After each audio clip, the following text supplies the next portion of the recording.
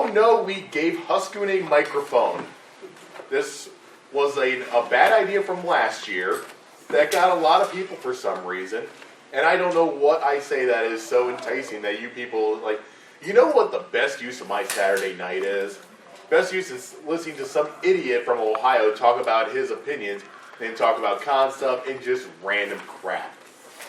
So, what is wrong with you people? Answer this. I just like listening to people talk, so wherever people are doing it, I'll just show up. I was sold on your commentary and Bang, Marry, Kill. Oh my god. That was a fun panel. That was Bang, Marry, Kill. Oh, yeah, I missed that one. That was a lot of fun. Putting together a slideshow for that was a lot of work, but just, okay, I'll get up there because I've got that voice. I'll get Boozy up there for the sarcasm. I'll get Gozy up there because he knows more about mascots than I can ever imagine anyone knowing. And you got the perfect combination of three idiots just talking about what kind of mascots they want to see in their bed and which one they want to see in the morgue and which one they want to put a ring on.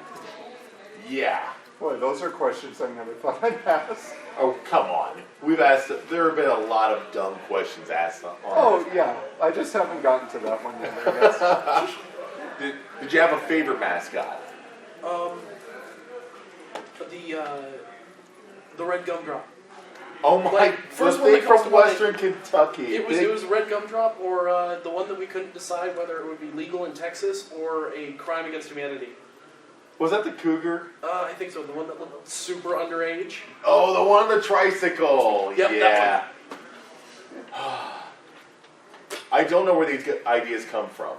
Because the other idea for Boozy was Boozy's Drunken Nap Time. But that came from Dixie. And I was like, you know what? What's your plan for this? I don't know. You know what? Boozy's there. We'll get like 50 people. It'll be fine. And the final count was like 81 people for Boozy's Drunken Nap Time. Do you guys not have better paneling to go to? Is the paneling here that bad? I've just seen Boozy so much on YouTube that there was no way in hell I was going to turn down a chance to watch this guy live. Because you never know what's going on. And the first minute was honestly him pointing at her like, it is her fault, I don't want to be here, I don't know what's going on. It really turned out good though. He blames everybody but himself, and he knows he loves this stuff. But the funny thing is, I think QM loves doing it to him, because from what I heard, QM and Daisy were the ones who arranged all of these. oh yeah, they are the mistresses behind the madness. That is for sure. It's been a crazy weekend though. Like from what I can tell on my my hill, my Mount Olympus of being the director of programming here, it seems like things are going well, but you never know. Like there may be ramblings and rumblings about crap that's going wrong at this con. I never hear about it until I get 17 emails from people saying, well, the tabletop room was crowded the whole time, I didn't get to play games, or what's with the lack of systems in the video gaming room, or why is Sears closed? Why is Sears closed? For other cons, we get some of the stupidest questions, like, they ran out of something at Arby's. It's like, I can't do anything about that. I remember you hearing, I wonder how many you're going to get on Culver's now. Oh, Jesus. Culver's just an inside joke, and it's a fun one. It's the second best inside joke of this con. Yeah. Best is the kale joke, which even I'm kind of sick of. But the staying power that inside joke has is pretty amazing. Like It's a little bit psychotic. Yeah, I don't get it. I don't get what is so amusing about kale, but everyone else thinks it's amazing. So, you know what? Let's just run with it. We'll have a kale concert, we'll have a kale dance. Hey, why not kale tasting? No one wants to go to kale tasting. Would you guys go to kale tasting? Just wants to say that I did it to shut people up about it. As long as the panel is named, "The fuck is this?" Hey, there's a good one. That would be a good mystery. So, I think at IFC we had a panel called "What is Wrong with You?" and the context was how to run a furry con. And I think that is the most appropriate title for any panel ever. We do see some problems, but there's a lot of things that go on behind the scenes that like your average attendee doesn't know about. And who here has been to IFC? So about half the people in here have been to IFC. So having been on the board of directors of that con and this con, it is a night and day difference to the feel of how things are organized. But I would imagine you guys don't see the cons that differently. Maybe this one's a little bit more of a party con.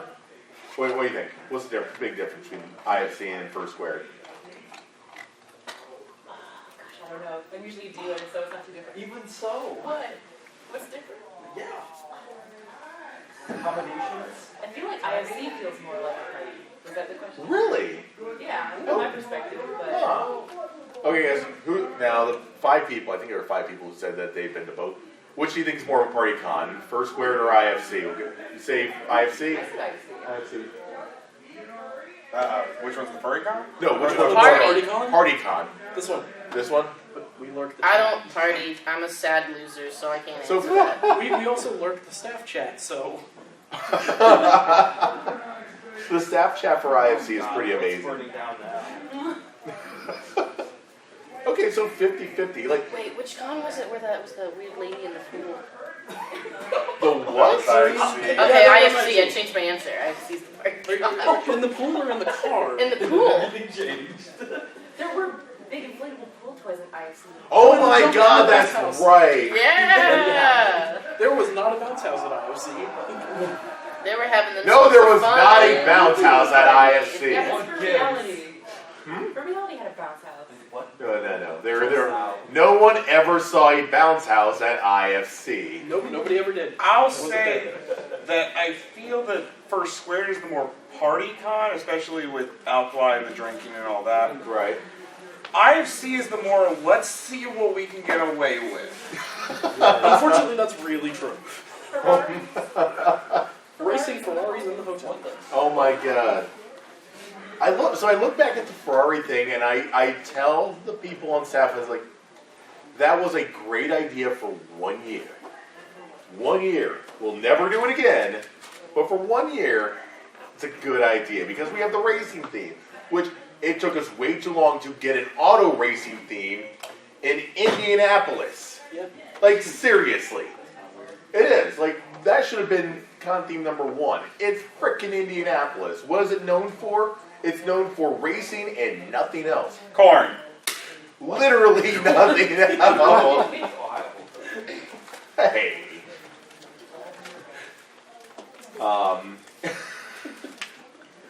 But it took us way too long to get that con theme. And now we have a Canadian con theme. Oh, it's like, okay, so we've come to the conclusion it's one of the few, we'll call it regional themes that we can get away with anymore. Because who remembers the Orient theme from FWA a couple of years back? Yeah, that wasn't well received. I personally thought they did a good job of trying to be not racist. I thought it was great. Yeah. Well, okay, so one of my friends, Groggy, who is Chinese American, was all about it. And you see people complaining about it on Twitter that, oh, it's marginalizing Asians. I'm like, have you talked to an Asian? Are they offended, or are you just assuming so? And, like, so we could never do themes like, we can't do Asian themes. God forbid we try to do, like, an African theme of some kind, like Return to the Savannah or something. I actually proposed an idea for, I think it was last year, for 2017 for IFC. I proposed the Pride Lands as a theme to celebrate the 25th anniversary of The Lion King. And that was a concern, was that, well, people may think it's marginalizing blacks. Like, how? We're talking directly about the frickin' Lion King. And you only want to know when I was like, hey, we should celebrate the 25th anniversary of Aladdin. that got shot down in a New York minute. Another con that I worked for Ray. And I actually suggested it for this con. You guys Chinese New Year was a week or two ago. Yes. And I said, hey, we're really close to Chinese New Year. Why don't we try that as a con theme? And everybody's reaction was, that sounds a little sketchy. It's like, have you been to Vegas in February? Who has been to Vegas and who's been there in February? Anyone? It is all Chinese New Year stuff. Everything is. But, like, we tiptoe around that, and it kind of pisses me off because we don't get... Now, granted, I know that some people are going to take it poorly.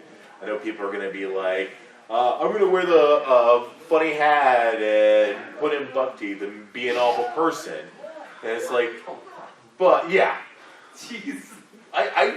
People have that thought process. I assume they do. I've seen it in like reports, but Yeah. never anyone like actually go through with it. We have had fursuiters who have modeled their fursuit after the Confederate flag. I don't put anything past anybody anymore. And that, like, so one thing I like about untraditional themes, things that celebrate other nationalities, other ethnic groups, is that it gives us a chance to learn about them. A great example of this, that even though it's not a con theme, but kind of a concept, is who saw the movie Coco last year? Oh, yes. It's such a great movie, isn't it? And I think when you are dealing with different ethnicities, different nationalities, you can learn a lot and do it in a very respectful way. And I believe that Coco did an excellent job of that. Would you agree? Oh, yes.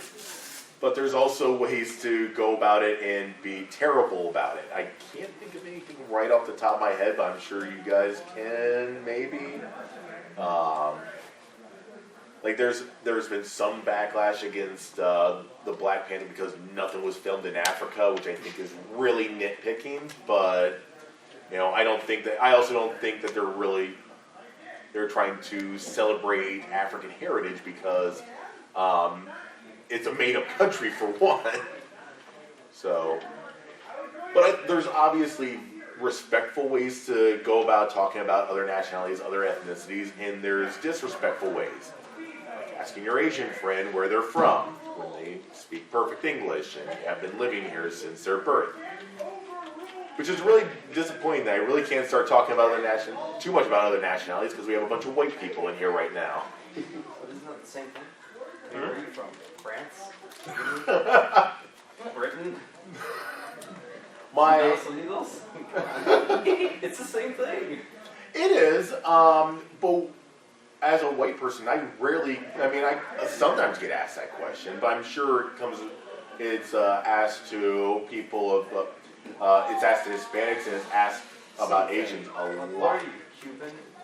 Where are you from? Like the Dominican Republic? Oh my, all right, so, terrible story time. I'm not as good at stories as Alkali and Boozy are, so I'm not going to try it. So I try to keep them short. Working in the warehouse, because I do supply chain analytics, and just working with the warehouse manager there, and, he's Mexican, and we barter back and forth a little bit. We jar at each other playfully. And one question that he's like, oh, did you used to be a bodybuilder? How much can you bench? Did you play football in high school? Sam, what do you think about Cubans? Like, what the hell, man? Where did that come from? And he's like, man, the Cubans are asking, why are you telling me this? Oh my God. You're like, I'm a couple pay grades. Why do you feel that comfortable saying that to me? And just, I don't know. I don't know if I should feel honored that, I can have a conversation with an African-American coworker about the concept of the TV show Blackish, which was actually a very fun conversation to have, or if I should be worried that I have a Mexican coworker who's asking me what my opinion on Cubans is. It's like, I like having this intelligent conversation with you, but this makes me feel a little bit uncomfortable. But one of the things I do like about even being able to have those conversations is in person, it's a lot easier. I think it is. I think it's easier to, have a serious sit-down conversation about things you can't talk about on social media. Because could you imagine trying to even have a respectful conversation about a topic like the TV show Blackish as a white person on social media. Like, how long would it take before people are chiming in and being like, talking about how insensitive any kind of remark is? I see you're nodding over here like, yeah, that's... Pretty instant. Yeah. And that's one thing I absolutely despise about Twitter. Twitter, like, I use it way too much. It feels like a genuine addiction that I want to break, and I absolutely hate it. It's something where it's very difficult to have real conversations without people chiming in who you honestly don't want them chiming in. Now, you're gonna get some interesting views also, and there are people who are going to want to talk with you who have knowledge on a topic and do it in good faith, but they are few and far between. Let's be honest about that. And it is good. It's good to have civil, intelligent dialogue but it doesn't take long before, shitty McTrollface over here is like, oh my god, that was so offensive. Oh my god, I need to use that voice more. Especially when I turn this into a podcast. Yeah, by the way, this is all recording, and plus I had to bring my own microphone because, the title of the panel is, oh no, we gave Huscoon a microphone. No, Huscoon brought his own microphone because we don't have any speakers in here, but that's okay, because I'm sure that they can hear me in the video game room over their Super Smash Brothers. Okay, so who here, everyone's on social media, right? Everyone, who's on Twitter? You're not on Twitter. You're not on Twitter. Who else didn't raise their hand? I didn't. Wow. Okay. Who's on Telegram? Okay, so but you have a Telegram then. Okay, so how do you interact with without a Twitter and without a Telegram? How do you interact with other furries? Mostly through the program Second Life. Yes, that's Wow. a good one. Okay, main point of contact with other furries. Who says Twitter? I'll say Twitter. Who says Telegram? Wow, okay. You said Second Life. Who hasn't raised their hand yet? I'd say Second Life too. It's just, I like Telegram a little better for regional chat. It's kind of hard to find, at least it's been for me, kind of hard to find where a general get-together on Second Life is. But it's a good medium for it. How about yourself? Basically, same answer. You just don't know who you're going to run into. Sometimes you run into furs that are here from the region, and sometimes you can run into the ones that are, say, from England, the Middle East. I even met one from Russia. Wow. I'm always amused by how far-reaching the furry fandom is. I don't want to say it used to be very North American-centric, like back in the day, because I've been a furry since 2001. The first forum I joined was one for Canadian furries, even though I'm from Ohio originally. That was weird. And I still have a lot of Canadian contacts to this day because of that forum. But it feels like more and more it is a lot more far-reaching. If you look at the furry cons over in Europe, there are a ton of them, but they're all really small. They're like 50 to 100 people, with the exception of Eurofurence, Nordic, and you have RBW, you have Confuzzled, but the rest of them are really small cons. They're anywhere from 50 to probably 250, and that's most of them. You have Australia, I believe, has 2. Japan has Japan Meeting of the Furries, which is an amazing name for a con. I think Brazil has 1 or 2 cons now. I think they're trying to get one in Mexico. It is such a far-reaching fandom. And one thing that I've noticed about it that's different than it was just 5 years ago is being able to speak English is no longer a prerequisite for being a furry. Even in Eurofurence, even though it's in Germany, the primary language that they share, that they do all their programming in, is English, even though pretty much all of their high-level staff are German. It is such an interesting concept that I'm sure that they have all their meetings in German, but then when it comes to communicating out to their attendees, it's all in English. It's such a very cool concept. It would be like if we had a convention in New Orleans, but everything was in French, as kind of an example. They have a French-speaking population. It follows the industrial field. Yeah. A lot of, I mean, when you go to communicate with other countries, they have to meet on a common language ground. Mm-hmm. And that common language has been English for pretty much the past 50 years or so, pretty much since World War II. I mean, English has been the dominant language because of the U.S.'s financial influence, as well as Great Britain, Australia, Canada on top of that. But the U.S. has been the top economy, and money speaks. There's no getting away from that. I love how I have a list of topics I was going to talk about, and I've gone off on these random tangents that have very little connectivity to each other. And we haven't stolen a lion and taken him to a charity auction, which is... I was going to ask if that was the panel. Oh my God. I was actually in there, and I was trying to figure out where that all came from. So last year, I told Dragor, I was like, if you just put me in a panel if you need me to fill time, because I knew he was having problems. He was the director of programming last year. I knew he's now vice chair.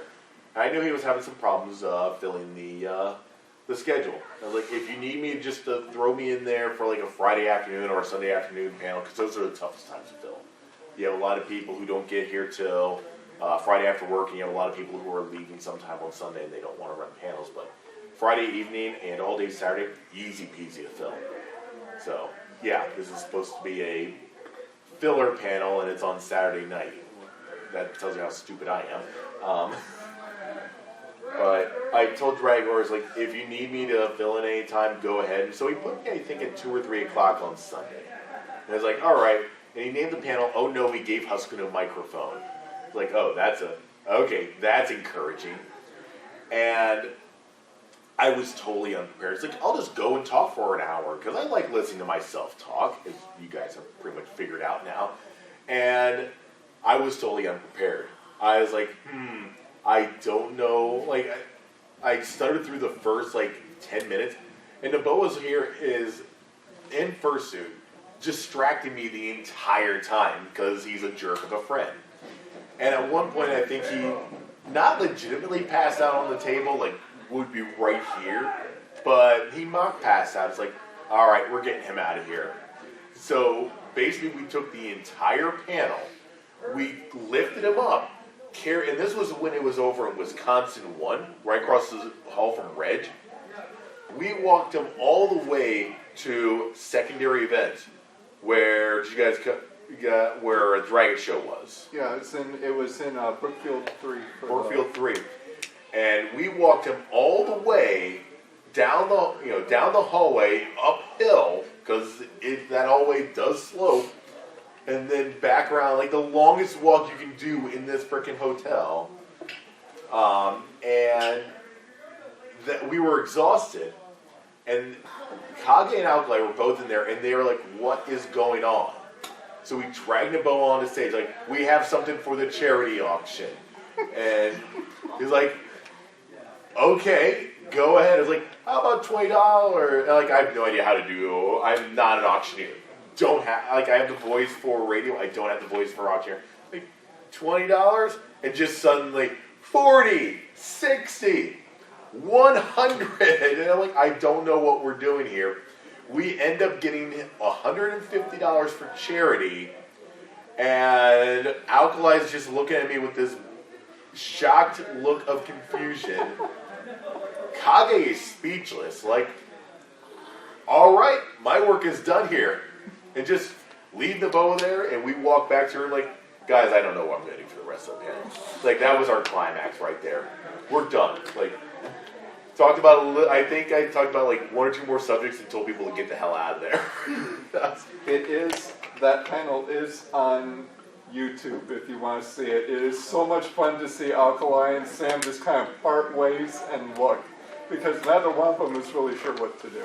Wait a second. The charity auction is? Yes, Silver got him on tape the charity auction, so it is on there. Oh my god. Alright.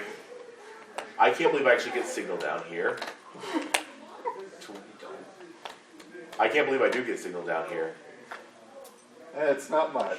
It's not. Note to self. Look for Fursquared 2017 charity auction on YouTube. Yep. Oh my god. I'm afraid to look at that now. Are you guys looking it up? I've got it memorized. I don't need to look it up. Oh my god. I watched that thing so many times when I got home. I almost want to pull it up now because that would kill time. And then they have. I do have a projector. It's not Oh. on right now. So what are you going to do to top it this year? Oh, Jesus Christ. Let's see. Fursquared 2017 charity auction. We can't watch the whole thing. If you go on Silver Gatomon's YouTube, Yep. he has the playlist and should be listed. I think it's one of the top or the latest releases in there. Let's see. 20 minutes in. No. Oh, God. Here it is. God, I'm so fat.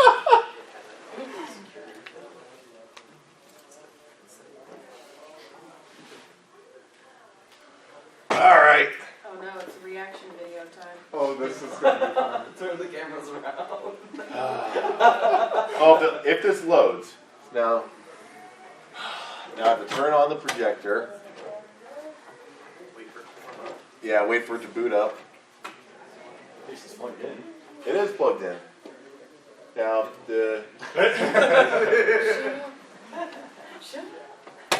hey. All right, now this thing will actually buffering.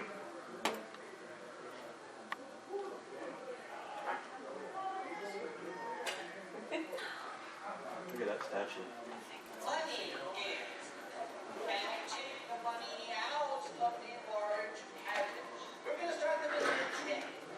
Not on the screen. No, not a slideshow mode or something.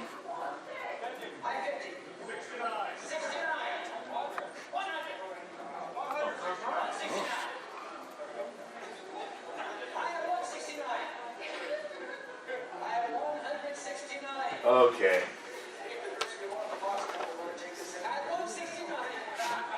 Oh my god, we're reading over this? Hamster. That's good. Oh my god, I was about to work with a hamster.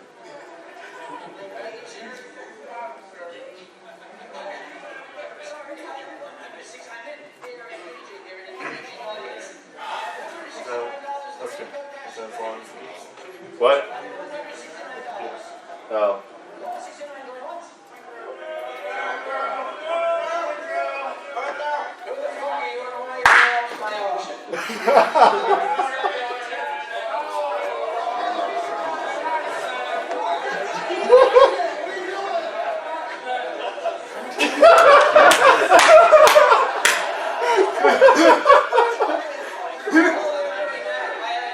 I do remember this now.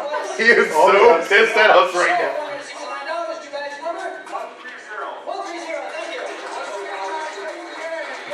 I'm grinning ear to ear about this.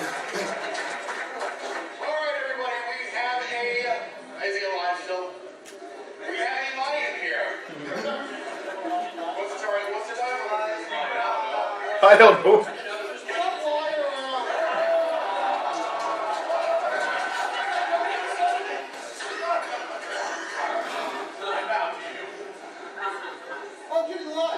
Okay, so it is a lion. You gave me a panel with no direction. You have Huscoon a microphone. You said okay. What have you got? Tell me I'm playing here. I don't know what they do with the lion.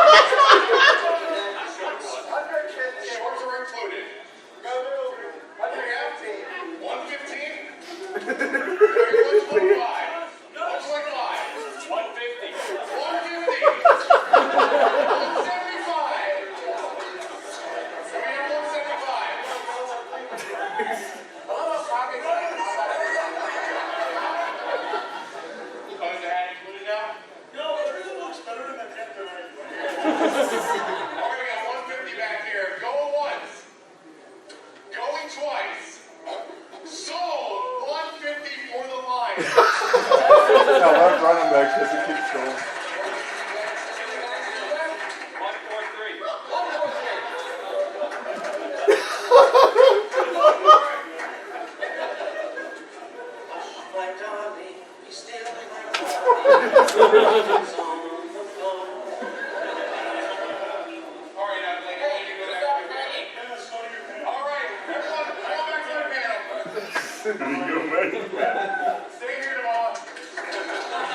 They have a really great line from Dragor coming up on this.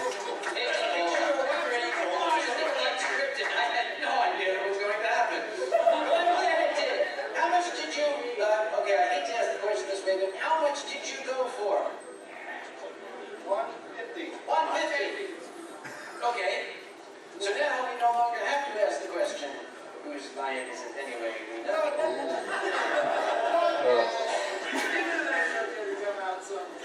Why don't you do what lions do? Go back there and eviscerate them.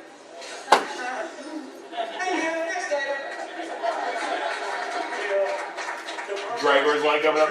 All this just from lion trafficking with a question mark. There you go. That was it.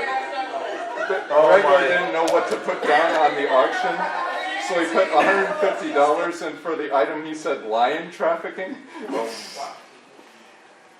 So guys, that was the highlight from last year. We were not going to beat that.